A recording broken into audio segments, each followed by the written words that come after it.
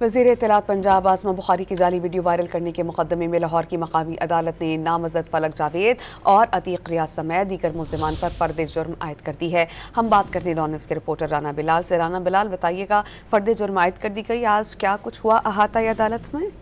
जी देखें, लाहौर की मुकामी अदालत ने सूबाई वज़ीर इत्तलात उज़मा बुखारी की जाली वीडियो वायरल करने के मुकदमे में नामजद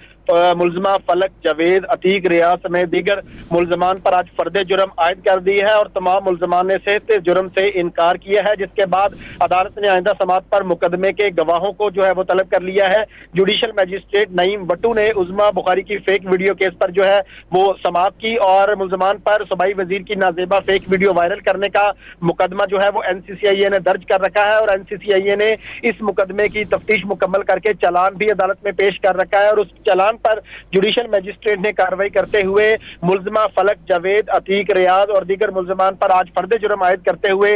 जो है वो इस मुकदमे के गवाहान को आइंदा समात पर अदालत में गवाही के लिए तलब कर लिया है। दौरान समात जब मुल्ज़मान पर फर्द जुर्म आयद की गई तो तमाम मुल्ज़मान ने सेहत जुर्म से इनकार किया, जिस पर अदालत ने कार्रवाई जो है वो मुलतवी कर दी है और जो मुकदमे के गवाहान है उन्हें आइंदा समात पर गवाही के लिए तलब कर लिया है। बहुत शुक्रिया राना बिलाल, आप हमें अपडेट कर रहे थे।